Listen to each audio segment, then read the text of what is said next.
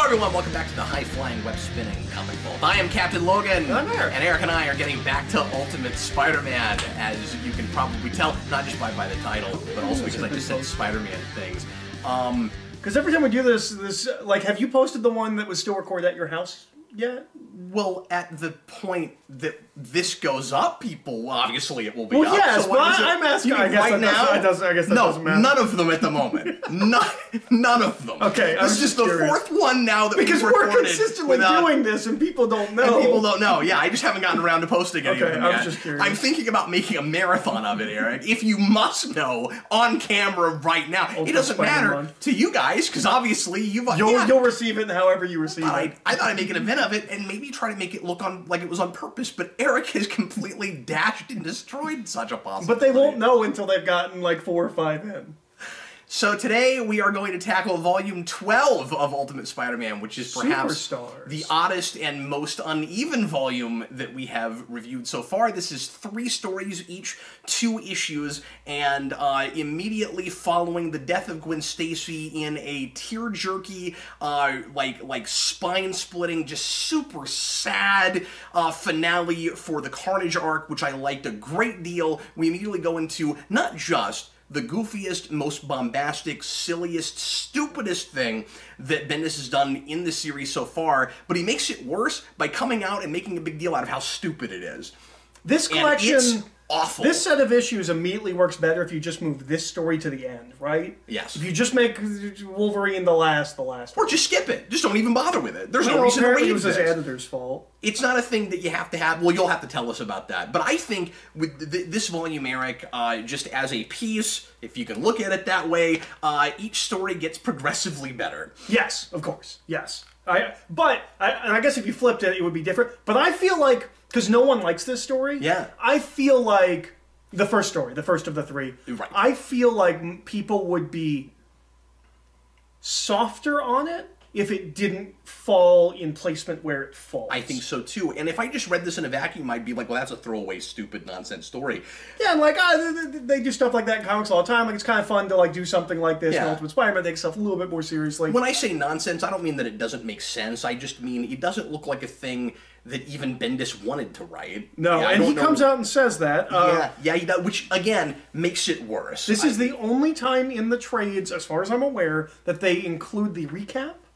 The recap pages. Oh, do you have those there? Yeah, because I was reading it in issues. So the first one has Bendis showing up, talking about how dumb the story is.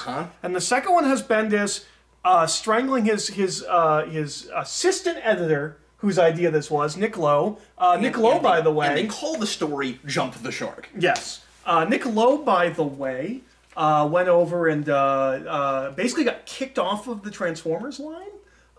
He was the editor on the Transformers line for a while, and that didn't go well. I think he's currently editing X-Men, Spider-Man. I think he might be Spider-Man editor right now. Okay. So he's still working. He's still around, huh? Even maybe after something from the cluster of a situation he left on Transformers. Even if he insisted on this story for whatever God only knows reason, why would you make it the very next thing after Gwen Stacy dies? My guess is, based on this scene here where he's strangling him, I don't know if he insisted on it as much. He was like, what if this happened? And then someone up was like, yes, of course you must do that story. And Bendis was like, why would you say that? Yeah. We haven't even said what it is yet, which I think is amusing. Peter Parker and Wolverine switch bodies. It is the most typical, like TV, we've got 22 episodes, what are we going to do this week kind of plot. And of course I'm partially saying that because most of those sci-fi or fantasy shows that are episodic have a story like that. Or if you're Smallville, like six a season. Yes. Or at least, I mean, to be fair to Smallville, I think the body switch thing only happens 3 or 4 times in the entire series. But mood shift, and like you're not acting like yourself. And you don't even have the excuse of like the actors are enjoying acting differently. No, of course not. And what's even worse is that this happens with a character that's not been in this book before, and that nobody reading this cares about. I mean, yes, Wolverine's a popular character, like just in general. I don't even know if he showed up in the X-Men arc. You remember when Spider-Man went and hung out with the X-Men? I don't even know if Wolverine was there. Wasn't that mostly ladies? Well, that's who gets him. Yeah. But I don't know if he's even at the mansion when we're there. I don't know if Spider-Man's ever met Wolverine, at least as far as this series goes.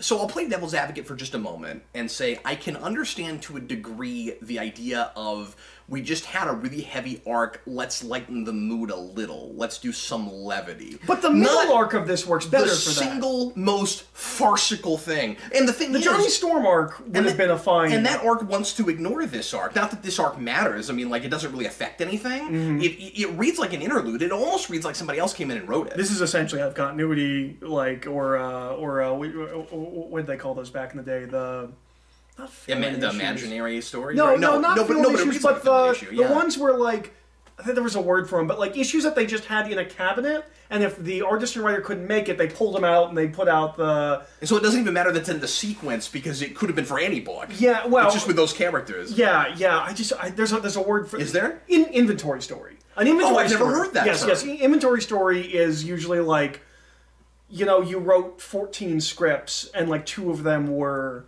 and they're drawn like you do 2 a year, so that if your artist falls behind or something, they can just throw out this inventory story, and there's still a Spider-Man issue on the right. This feels like an inventory story. I just learned something when I'm reviewing with Eric. I didn't know that.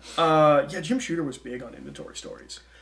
So this strikes me as an attempt at doing like a classic Stan Lee kind of thing, like a really silly, goofy, you won't believe how nuts this is kind of story. And I realize that Bendis probably did the whole "you won't believe how nuts this is" thing because he was embarrassed about it, and he knew that they're kind of losing some integrity to make this the very next thing. But the spin of it, if you just read it. Like as a thing, you don't know the background of it. It looks like they're trying to do another throwback thing, and it doesn't. The material itself doesn't take itself like tonally. It's in line with everything we've seen. Like the story itself doesn't draw attention to how like weird it is. Like Bendis now would have had like one character spend like 4 pages telling you how dumb this is, right? Like no, that's true. Like we're not doing that exactly. This is those pages in the front of those issues still, to me, make it way worse. This is... We're too self-aware about it. This is also the story that confirms that Mary Jane and Peter are not having sex. Yes, which is a thing that Marvel insisted on. Although, I don't want to, like, get explicit or gross or anything when I say this, but I think you can read that last panel in a number of different ways. When Mary Jane... So the idea is Wolverine and Spider-Man switch bodies. They don't know why until the end. The reason that it happened is not interesting or satisfying at all. It ultimately turns out to just be Jean Grey did it, because I guess her Wolverine won't psychic stop powers hitting gives her the ability to do that. He won't stop hitting on her. That annoys him, or that annoys her. So instead of doing something mean just to Wolverine, she brings Spider-Man into it. Well, not on purpose. It's because... And this makes her powers seem like magic, not psychic. Yes. She puts him in the place he least wants to be, which is Spider-Man's body. Oh, so it wasn't even an intentional body switch. It was just put him in... It's put him where he least wants to be. Literally. Which is a magic thing, not a psychic thing. And even if your powers work that way, you can't be that vague and not expect it to, negatively affect other people. But also, this Jean Grey and this Wolverine have totally slept together. Like, if you read Ultimate X-Men, like, the first, year of that book, they're totally together. Oh. So it makes even less sense. Wow. But anyway, not knowing that Wolverine is in Peter Parker's body,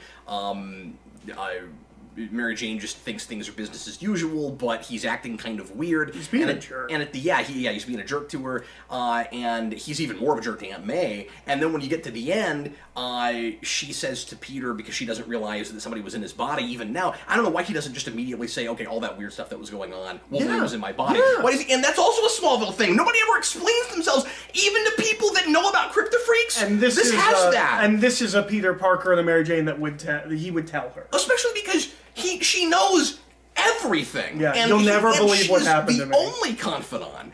And anyway, so she says to him, not realizing Wolverine was in his body, can we save that thing you tried to get to do with me earlier for later? And that's I think what Eric's talking about. Well, she says specifically till we're older. Till we're older, yeah. But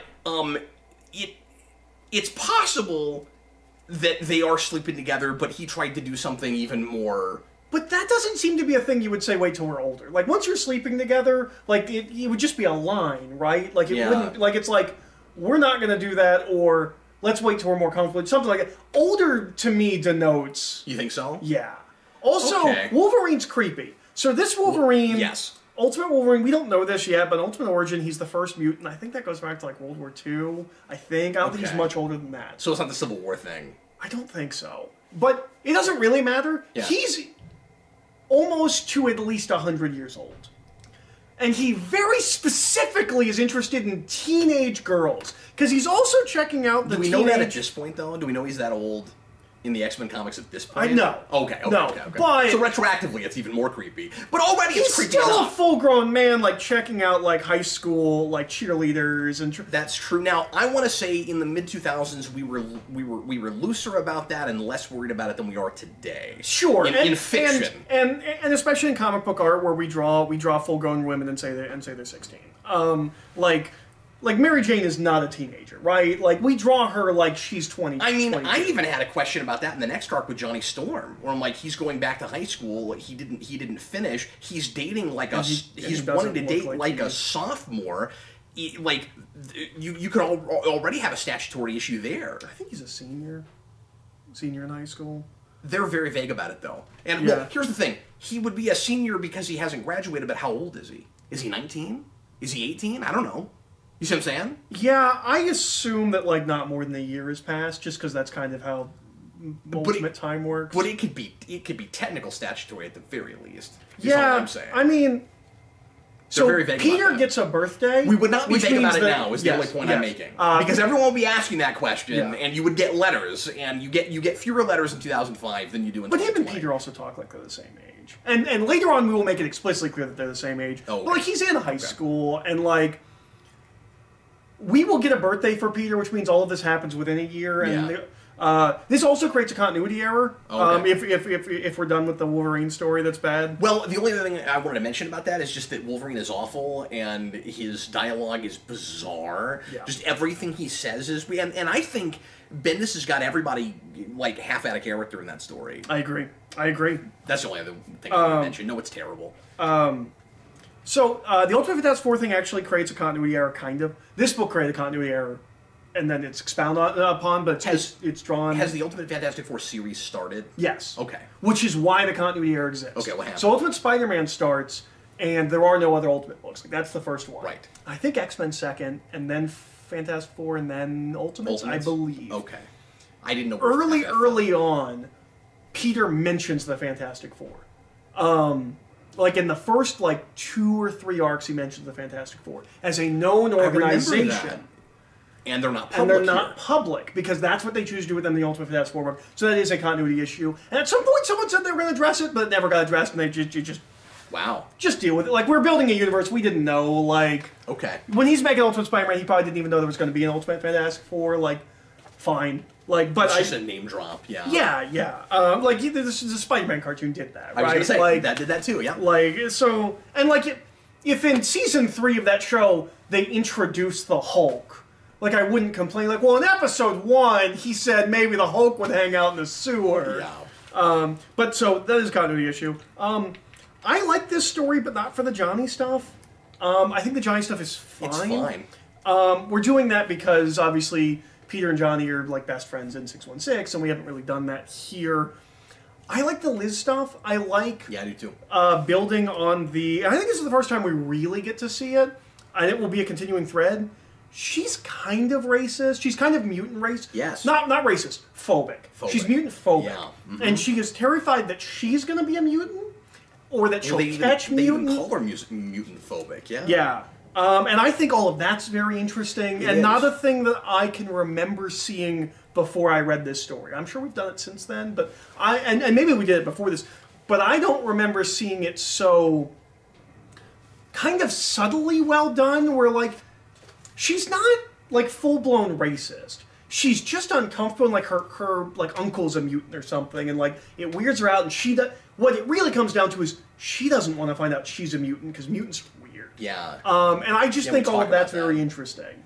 Yeah, and like it's certainly, I guess you could call that bigoted to a degree, but like it sounds like something a hang up, of course, a young person that hasn't found themselves yet would have. Mm-hmm. And it's not like round up the mutants; it's just keep them away from me, which is still like not great. But like, also, I hope I'm not one of them. Yeah, and I think that's interesting. Somewhat more understandable when you're dealing with like physical powers and things, as opposed to something as shallow as skin color or something. Or like, I hope I'm not gay. Like that's way different if being gay could also mean you accidentally level your school and kill everyone in the school. Oh yeah. Like exactly. Sure. It's taking that thing that can metaphorically be applied to bigotry here, but dealing with it in the universe in a context that makes sense. In an exaggerated way, where it's bigger. Because and then it's like this is a world where like Magneto has like wiped out lots of people. Like mutants are dangerous, and one of my favorite things is that she's worried she set Johnny on fire. Yeah. Her immediate thought is not that Johnny can turn on fire; it's that she accidentally did it. Mm-hmm. Yeah. No, I like that too. And that would be like Rogue being afraid of being a mutant, and then she kisses her boyfriend and sucks the life out of it. Like, it's that fear of the destruction that comes with being a mutant. Yeah, and it's obviously nothing like the same thing as thinking you're better than them. You know, it's not like white supremacy or something. Mm-hmm. It's just a fear. It's phobia used in the way what that word really means. Mm-hmm. And it also reads like a thing that she might get over. Someday and I haven't read the rest of this, but it reads like, and I don't know if we ever deal with it again, but it reads like a thing. Oh, good. As I recall. But it reads like a thing that as she gets older and matures, maybe like this is a learning situation. But it's also the kind of fear that leads to, like in the original X-Men movie, the Sandra Kelly, like, what's to stop them from bringing a gun into their house? or your houses. Yeah. And I like that we deal with that in a story where it's not even about a mutant. Yeah, because neither of them are mutants. Not a Spider-Man or Human Torch are mutants. Yeah, and we tend to start making. I mean, that's a good metaphor too. We tend to start making stereotypical assumptions about people if they have a particular trait. Like this group, they must belong to that group. Mm-hmm. So I like that. That's if you're black, you must like rap music. Therefore, like that kind of a thing. No, I think it's all dealt with pretty well. Or if like I think the metaphor is more like if you're talking about someone you just met, but you didn't bring up their race or something, mm-hmm. or their sexual orientation or whatever, and you mention a stereotype that people that haven't met them yet would assume that. So it's like, oh, your new friend listens to rap music, he must be black. Like that's the metaphor. Yeah. Or there's that old Jerry Seinfeld joke about how like he's very clean and like particular, and so people assume he's gay, like that kind of thing. Yeah. I think the problem is I think all of that stuff with Liz is interesting. I do not care about anything else. That is 6 interesting pages in 2 22-page comic books. Yeah, which is readable. It's fine. Yeah, it's fine. The way it reads is. I imagined myself as a reader that had never heard of Johnny Storm, and where would I think the story is going? Mm-hmm. And if I've never heard of Johnny Storm, or this is just some character with these powers, he's going to be a bad guy. Mm-hmm. He's going to be a villain. This guy with these powers.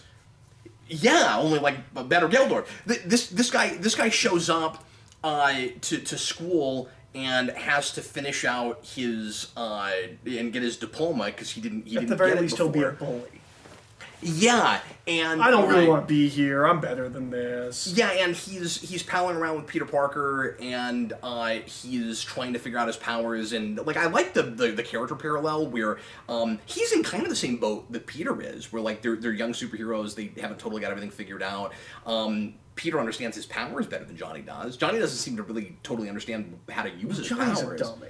Is he? Yeah. Well, I mean, we have that a little bit here when he's talking to, like, Reed and Sue, but, like... Well, he's played very much as a jock, and... Yes, and that's exactly what And he's a little too one-note, like, especially compared to, other versions of this character, where, like, yeah, I realize that Johnny Storm is usually kind of a skirt chaser, but that's kind of all he is. And he will come back later, and he will be a little bit better. Okay. He's a supporting character at a certain point in this book. I don't know if you knew that. I thought that, yeah. But also, his powers are super dangerous in the Ultimate Universe. He burns his own like body fat or something. Oh, so wow. like he has to every time he flames on, like it's kind of like how like the Flash has to like eat a lot. Yeah. It's like that because he's actually burning through like his own bodily fuel. Oh, weird. I don't know if that's been established at this point yet, but that is because Ultimate likes to sometimes go like slightly more realistic, like you know we're thinking about like real life physics a little bit more than Stan Lee Actually, I'm pretty sure it has been established at this point because I think Warren Ellis establishes that, and he does issues 7 to he has like a 12-issue run, I think.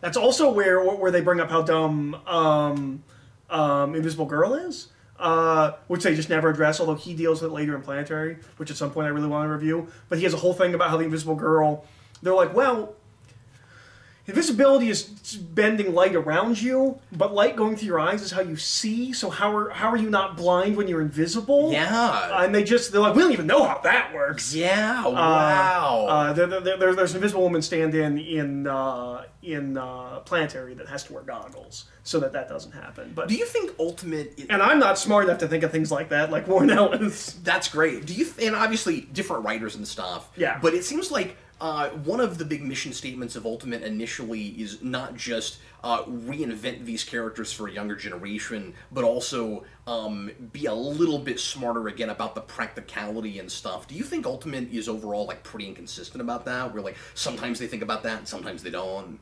Yeah, I mean, I think some of it's a give me, and some of it's like we just like early on. Ultimate Iron Man's isn't interesting. This clever? Then we better make it all realistic, right? Yeah.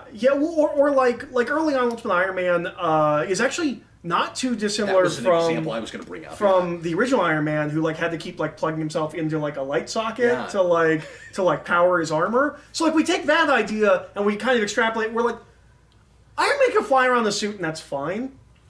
Iron Man can't fly around the world. From country to country requires too much fuel and too much energy.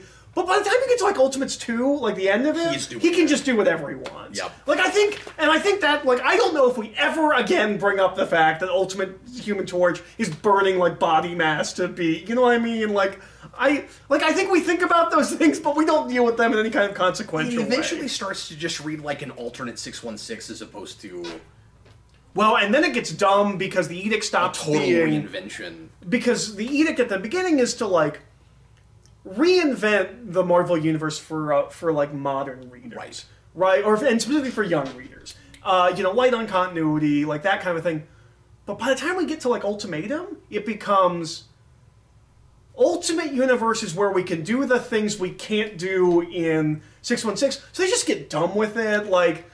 Even if they're, like, good stories, like, the Captain America, like, becoming President of the United States was dumb. Like, that's a dumb status quo for your, like... Because you have to deal with it every other book in that universe. You're only doing it because you can. I think it's a cool thing to do if you're not going to tell Captain America stories. Yeah. I think if he's in the background and you bring him in occasionally, but if he has his own book, no. But he's a front runner in the Ultimates, so I think during that run, like, we just started doing really dumb things. Wolverine has a kid that never exists ever again. It's called Ultimate X. He has a, like, clone kid. I forget what that is. The only thing I read during that status quo was part of, I didn't even read all of it, was part of United They Stand. Well, you read the Vital stuff. Divided They Fall. Well, yeah, but not only that, I read some of the Ultimate stuff during that also. And there is a killer kick-ass issue of, I think, Ultimates where he's got just this amazing speech. So there's some really good stuff in there. I'm sure there is good stuff, but like we're just doing things because we can, and like it's all stunty, and like it never worked because we still had to cancel the Ultimate. It wasn't like that drew people in where it's like, oh my god, like this happened. Like nobody cared. Nobody cared because it didn't matter. They should have stuck to the remake. If you did that in 616, it's probably a big deal. Yeah, it's a huge deal. Yeah. Which they might have considered. I just thought of this. Maybe they should have done that when he was elderly. When they shot Captain America to 80 years old, they should have run for president. Yeah. Maybe. Although they should shortly after that he's Hydra Cap. I know, but if we didn't do that, well, and that's only because if Spencer had done President Cap and not Hydra Cap, people would have liked him before he was on Spider-Man. Yeah, but then what do you? I'm not going to get to it. Because we're doing allegories and certain things with Hydra Cap that like I don't even know what you would do with in if Captain America's president. It's not important. It's political. We won't talk about it. I see what you're saying. Yeah. Well, I don't know. You could just... Because the Marvel Universe is in a very different place than we are if Captain America's president. Well, it's no longer the world outside your window. Yeah, and that'd be fine with me, because you could... you can escape into it. Not only could you escape into it, but you could do your political allegory and your social commentary by showing the opposite of it. You go Star Trek. This is how you do it. Yeah. Do you have anything else to say about the Johnny Storm story? Not really. Okay, so then the third story... The third story is actually pretty good. The third story is pretty good, which is interesting because it's like half a dream. But it's still very good because of certain elements of that dream. It's like a quarter of a dream. The night. Well, that's not true. So we don't know it's a dream until the end of the first issue, and then a lot of that second issue is you are in his dream, in Peter Parker's dream, but you also see a lot of Doctor Strange. So like it's not like we're in his mind the entire time. But the idea there is, and I was heartbroken at the end of that issue. I am too. It's sad. It is really sad. It hit me really hard. Me too. So and I've read this before. So Peter and Mary Jane are in the best place they've been in so far in their relationship, and I'm assuming the other shoe will drop very soon after this. Next arc. Oh, good. That's what I figured was coming. That they would either break up or come close to breaking up or something. But they're in They're in a very like finish each other's sentences kind of place right now. They go. So we do get a good example of that in the Johnny story. Yes. Where like they're very communicative. Like Liz comes over to Mary Jane and like she's talking to Peter and Mary Jane like a couple and like that's all very good. Going all the way to making fun of how much they're like a married couple and naming her Mary Jane Watson Parker, and then their relationship is so good that she accidentally introduces herself to someone that way later, which I like. Well, it's immediately after that. She walks from Liz to and she says that's what it is. She says Watson Parker. I liked that. I liked that slip a lot. I think that's very telling about how much she cares about him and how good that relationship is. And it was last arc, right? Or maybe it was the one before that where he's running around thinking like that he's going to marry her. Yes. He's like, I think I'll marry her. Yes, because I'm 16 and my first relationship is obviously the perfect one. And it's wonderfully naive and it's wonderfully endearing and it's cute and I like all that. It's cute in a good way. The end of the previous arc, you have Mary Jane and Peter deciding, because this book has a good sense of continuity, deciding that they're going to go out on a really fancy date, and they're going to save all of their savings and buy like and go to like a really nice restaurant. And so the beginning of this arc, the Doctor Strange arc, we actually see them do that, but it's going to turn out that it's all in his head, and they never actually go on that date. And at the very end of this, he'll go home and because during his dream he had a scary version of Mary Jane tell him that she is sure that he will kill her because of, or she will die because of him, because everyone dies because of him, because of Uncle Ben and Gwen Stacy, which is why this story should be the story that immediately follows the death of Gwen Stacy. Yeah, this should be the first story in this trade. Right? Because it's immediately building off of those emotions and stuff. No, you wouldn't get the setup that they're going to go on a fancy date, but you don't really need that. But I'm still okay with doing the Johnny Storm story in between, just so that you're not heartbroken twice in that way. And also, I think it's important that you get some status quo of them being in such a good place. So we need to live with that longer than we did. Yeah. So that's why I would. That's the only place where I would disagree with you on that. But skip the Wolverine story.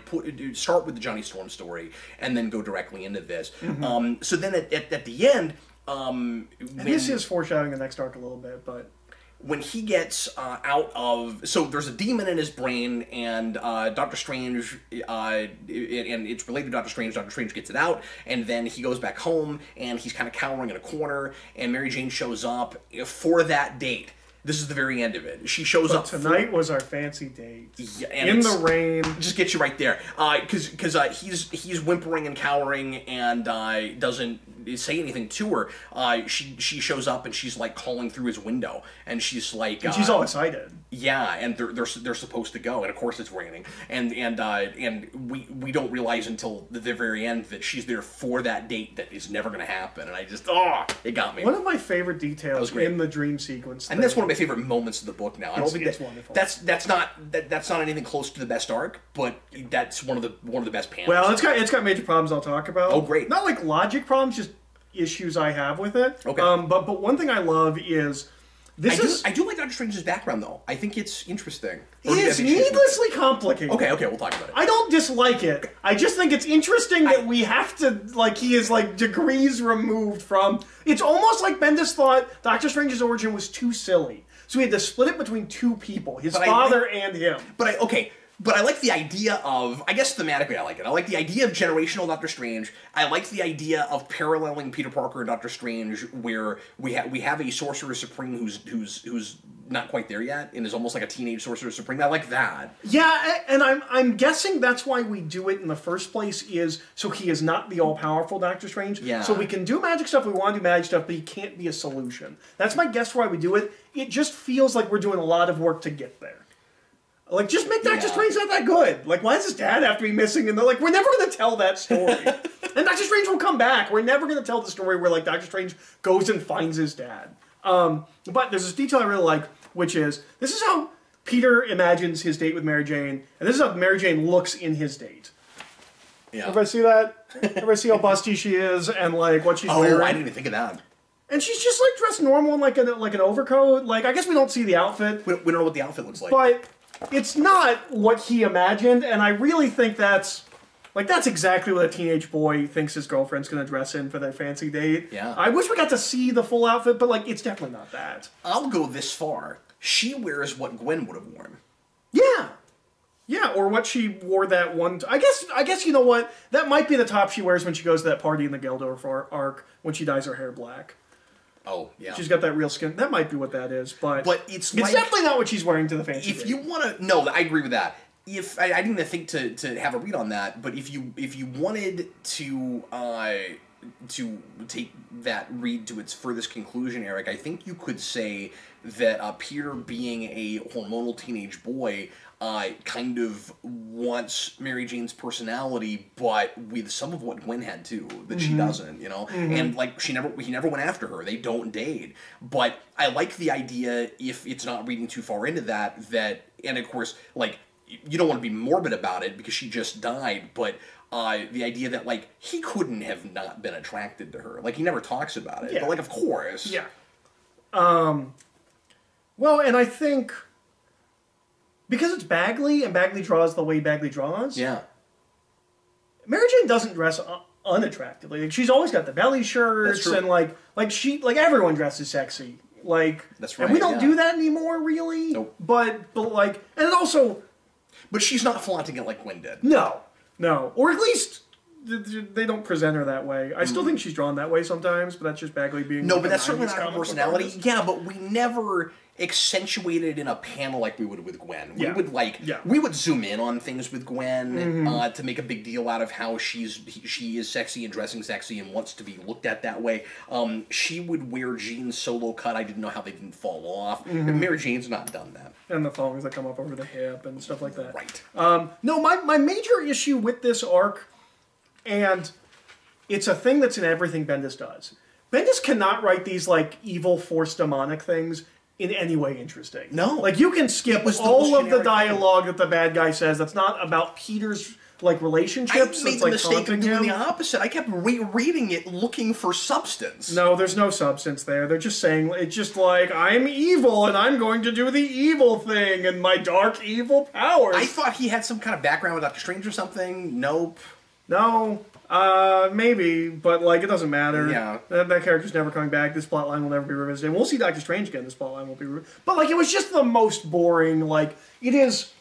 And Bendis does this a lot when he writes these kinds of stories where, like, the villain is just... I'm opening a portal with my powers, and, like... And it's Bendis because he's overwriting it. It just... There's nothing being said. Yeah. Like... Because he's not interested in the villains no, very often. No, and so, like... But, like, it's wasting my time. Yeah. And I don't like that. Because now it's just generic Silver Age comic book. I almost more prefer it. Well, that's probably why we do this crossover too, because Spider-Man Annual 2 is a crossover. It's not anything like this really. I think they go to another dimension. I read that somewhat recently, but I don't immediately remember. But like it's the Ditko thing, right? Like we put those two characters together, which is why I think they get teamed up so often. I think it's the Ditko thing. I think it's because Ditko made both of them. But yeah, like, we're going to see Doctor Strange later, but, like, it doesn't matter. I want this to read... That's disappointing, because I think he could be really cool. I do some interesting stuff with him when he comes back, but like not anything dealing with magic. It's more to do with him being more of a charlatan than as a sorcerer. I want this to read, and I realize that I'm kind of saying this just because it's all in one trade, but I'm sure the next arc isn't going to also bring in some other superhero that's not a team up. Like, I want this to read more of a piece, right? Because you have 3 unrelated stories that I think probably and all 3 of them are team accidentally have these things in common, right? So you have 3, well, and it's even more specific than that. You have 3 superhero characters that show up and do things with Spider-Man, but none of them are actually really team-ups. Like, Wolverine he doesn't fight anybody with. Johnny Storm in 2 pages helps him clear a building on fire. That's it. Like, that's still not like a superhero team-up thing. Doctor Strange is the closest to that. And the Doctor Strange thing is Doctor Strange saving him from a demon in his mind after he beat up his sidekick. Like, none of them are the traditional, we met up somewhere and ended up teaming up to go stop a threat. Like, they're not traditional team-up stories. And then what's really interesting is only the second one is even Spider-Man and that hero together physically in normal real life doing something. The first one they switch bodies, and the third one is in the other one's head. Yep. If these were these were better written stories, besides that third one, which is pretty good, it's on par with the better but not the best stuff in this book. It would feel like an intentional bookend. And like we're doing something with that. So I bet that's all completely accidental and not on purpose. Maybe he chose to do 3 team-ups. Yeah. Like I don't know if he intentionally decided to do the like non-team up things, but yeah, maybe he did make the decision. Like I'll do because this is interesting because this is the first time we've had this where we intentionally do. Like the book knows it. That's why it calls it Superstars. It is a 6-issue arc. That's not an arc. Yeah, but it's 3 2-issues. Like he's still writing for the trade. Right. So like he is probably thinking about that. We'll do 3 team ups. Do you know what next volume is? It said it at the end, Hobgoblin. Hobgoblin. Yeah. Next volume is Hobgoblin, and after that is Warriors, which is my favorite arc in the entire series. Excited. So we are very close to that. Excited to see that. And we didn't mention the Ultimates show up for 6 seconds. Yeah. But it's not important. But are they real? Oh yeah, I guess they're not. I guess they're just in his head. I keep forgetting. They're just in his head. Yeah, that's true. They're not real. Yeah. But they're on the cover, which isn't... Of course they are. It's not as false advertising as that issue of Mighty Avengers where Wolverine gets Venom, and I don't think Wolverine even appears in that issue. Like, that's the Venom Bomb arc, but Wolverine does not get Venom, but the cover is Wolverine getting Venom. It's not as false advertising as that, no, that's ridiculous. Or like, this is less so even than that, but like Carnage on the cover for 2 issues before we finally even see Carnage. Yeah, at least that's the same arc. Like, the Ultimates will not appear in this. I mean, they're just visions. Yeah. But there's some good character stuff in here. Like, I think there's stuff in this with Peter. There's like glimpses into his head. It's Peter realizing, or it's you, the audience, realizing things about Peter that I don't know if Peter realized about himself because you're not going to get narration. Subconscious stuff. Yeah, it's pulling stuff out that you're not necessarily like. I don't know if we've really talked about his fear of like everyone he knows dying. No, not yet. That's because a good way to introduce that idea. Yeah, and the right time to do it. Yeah. So I think. Like, there's good stuff here, but, like, this trade is basically skippable. And, like, Harry is always kind of haunting him, even though we don't talk about that very much.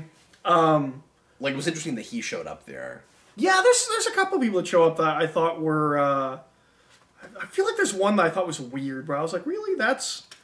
I thought maybe Captain Stacy would show up. Oh, yeah, Man-Thing. Yeah. Man-Thing haunts him, and so does the Hulk... When did he ever deal with Man-Thing? In that Marvel team-up, which is the only story that has the lizard. Okay, Bendis needs to stop doing that. He can't, like, it's always in these big full-page, either memories or dreams or something. Yep. With issues that I didn't read. But it's also the only time the Hulk was in those team-ups. And I'm pretty sure... And some of that stuff that reads almost like it's out of continuity. And I'm pretty sure when he meets the Hulk... I think that's the issue where they go through the Marvel offices. I'm pretty sure when he meets the Hulk, it is not who will later be Ultimate Hulk, because it's written like 2 years before Mark Millar wrote the Ultimates. So like he hasn't even met this Hulk. We did this with unless Ultimates 2 has ended, in which case he was there on the White House lawn when they punched everybody. Okay, remember that huge spread? But clearly that's all supposed to be significant stuff. Yeah, like he's also afraid of Wolverine. We did that, yeah, just because it was in his head. Yeah, I guess. He didn't seem that scared of him when he met him. And then what this really is Bendis realizing like, oh, I haven't done that many villains because we've got Green Goblin, Dr. Octopus, don't do Carnage, that page. Venom. Well, Venom's fine. Yeah, and Carnage. But like Electro is here. Okay, all you have, but like Doc Ock should be there. All you have, but like okay, where the hell is Green Goblin? Well, he's there. He's in the corner. Okay. All right, my point still stands. You make Green Goblin really big, and you make Carnage really, really, really big because he just dealt with that and he blames himself for Gwen Stacy's death. And Carnage is the person that really did it, and that's stupid. Like all you have to do is Kingpin's there without a shirt, which is maybe the scariest image in the entire Nightmare sequence. You don't have to have that many characters. You take a couple out. You make the significant ones bigger, and you're done. And where's Just a Guy? But like, Remember Just a Guy? Yeah. Pardon me. Who's actually responsible for Captain Stacy's death? We did this with the Lizard like twice, I think, before we finally even put him in this. Lizard's not there! No, he's not even in there! Hulk is there, Wolverine is put there! Lizard in there! Yeah. Yeah. In fact, if he's worried about if he's thinking about Carnage, he should be thinking about Lizard in tandem with Carnage. Yep. Because Connors created him. I didn't even think to complain about that page. That page is stupid. No, it's really dumb. But yeah, like if you're on a budget and for somehow you're buying all of the Ultimate Spider-Man trades, but like you've only got enough money for like one more trade, like you can skip this one. Yeah, absolutely. This you don't know this, but like this arc is kind of foreshadowing, or this Doctor Strange thing is kind of foreshadowing the next arc. Okay. Like when you read Hobgoblin, you'll be like, yeah, I guess that kind of informs this, but like you don't need it. Okay.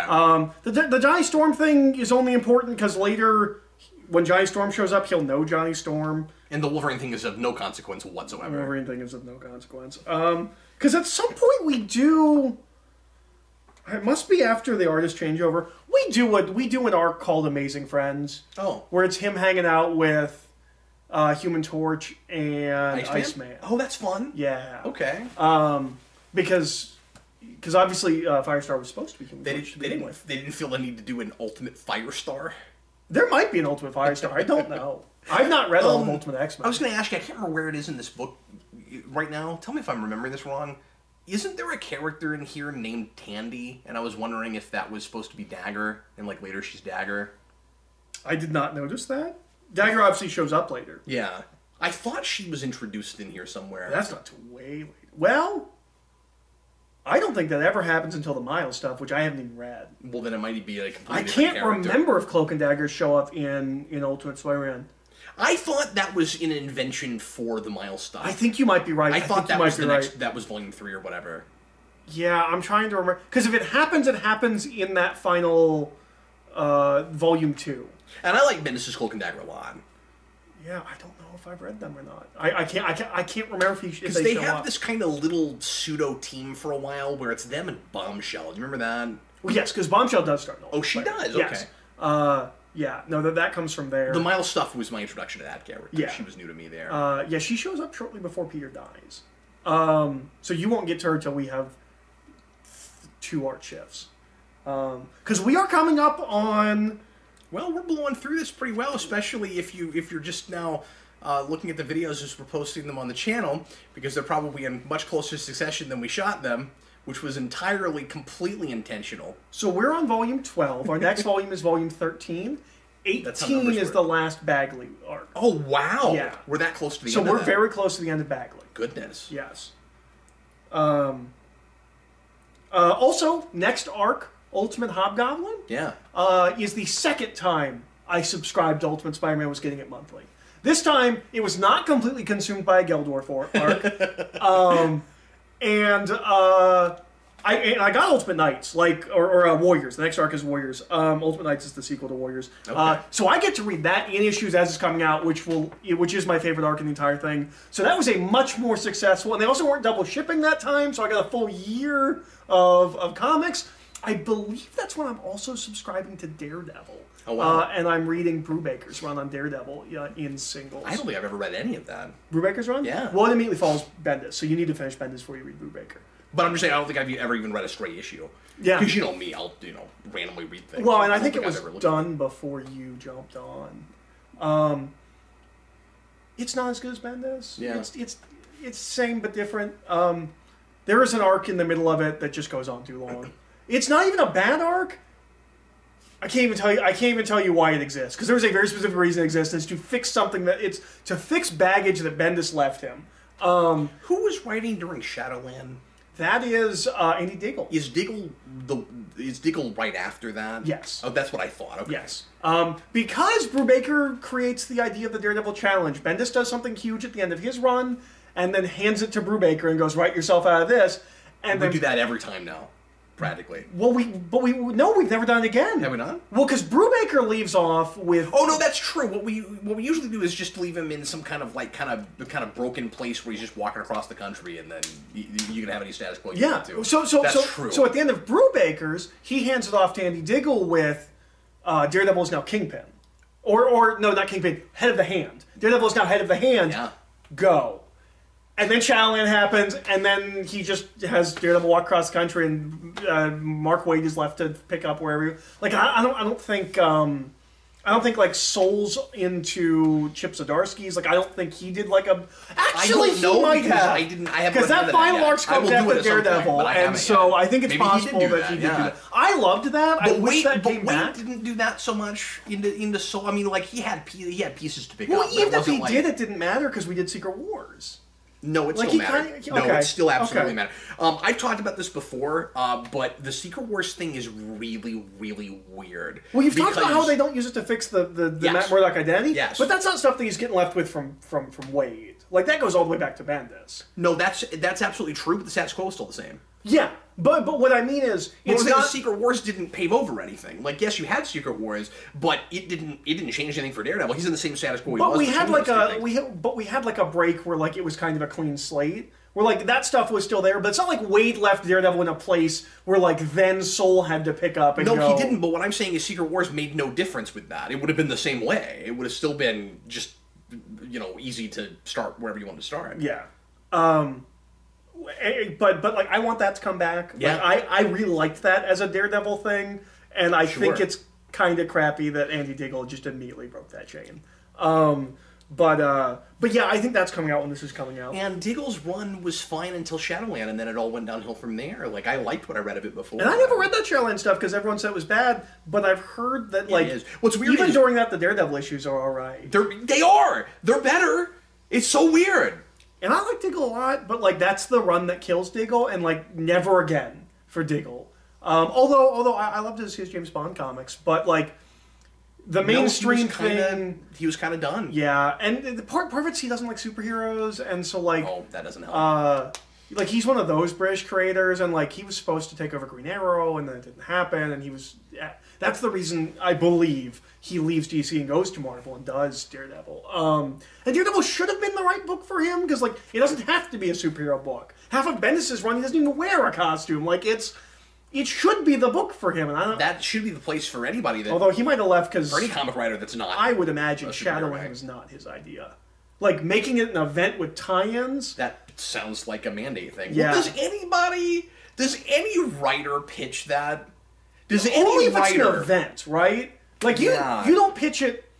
But when you're writing Batman, you don't pitch Court of the Owls. Everyone else has to deal with it. That's exactly. It's different when you're writing like Nightfall, right? Like that sounds like an editorial decision every time. Like at least Scott Snyder didn't also have to write a Night of the Owls miniseries that ran along his Batman issues. Yeah, like maybe Shadowland's not entirely Andy Diggle's fault. Like that's all I'm saying. Like, Snyder probably pitched Metal as an event. But that's an event. Yeah. That's not... And he wasn't doing a run right then. It wasn't like he's writing Batman and he's going to do Metal on top of Batman. Did you hear he's doing a sequel? Metal. I had heard that. Yes, I did hear about that. I'm excited about that. Yeah. Still haven't finished Metal, but I'm excited about Death Metal. I still haven't completely finished Metal either, and I got to do that in the side books. It's been 3 years now. Yep. Yeah, it hasn't been that long. It was last year, wasn't it? Metal? Yeah. No, it's been 2 or 3 years. I don't think that's true. Yeah, it is too. Okay. Trust me. Okay. I sold the miniseries after it had been out for at least a year in the flea market when I first got the booth. That just doesn't seem right in my head. But I guess that makes sense with how long. We'll look it up after this, but I mean, after or whatever the Watchmen Doomsday Clock, like however long that took. That took 2-3 years. Yeah, maybe it's only been 2, but also keep in mind how supremely popular. And I've been completely overused Batman Who Laughs has been. And I've been at my new job for over a year now, and the miniseries for Batman Who Laughs was, I think, at 5 or 6 when I left. So no, you're right. Yeah. Boy. It's been a couple of years. Yep. Time just keeps moving. But anyways, you can skip this. It's fine. We talked about it a long time, but you don't have to read it. Yeah, you really don't. You can skip the next issue or the next book and not miss that much. But I like the, but you know, especially if you won't hate it if you read it. Maybe skip the Wolverine story. That's not important. Especially if you're reading digital and you just want the highlights. I would go ahead and read the last arc in this. Yeah, I would read the Doctor Strange arc. Yeah, just so that you've lived with him and Mary Jane for a little bit. Yeah, because that's good. But before Hobgoblin happens. Yeah. Well, anyway, everybody, thanks a lot for watching. Hope you enjoyed it. We will be back again soon with Volume 13, and I'm excited to see how they handle Hobgoblin and if they make it a big mystery about who he is and how long that lasts. Well, remember, we did not do that with Green Goblin. Thing. No, we didn't. But the history of that with Hobgoblin is so sordid that I would assume you would do something like that with Hobgoblin. Well, but remember, Green Goblin also is a mystery for 39 issues. No, I know, yeah. And Hobgoblin's only a mystery because of Green Goblin. Okay. So it doesn't do that. It doesn't do that. Okay. I'll tell you right now. It's not a mystery. There's no... He's trying not to spoil anything, but he's trying to get me off that. Yeah, no, don't expect a mystery. It's not a mystery. You'll know exactly who it is. That horse real quick. That was really funny. Yeah, no. Just don't get your hopes up. It's not going to happen. Which is weird because Madness likes doing mysteries, but he doesn't do that with any of his villains. And he could with Hobgoblin because it's different. Like, his Hobgoblin is different from 616 Hobgoblin, so, like... Yeah. But, yeah, so that's coming next. I do like that arc. We're actually in a really good... Well, Deadpool's coming up. Is that pretty bad? It's like this.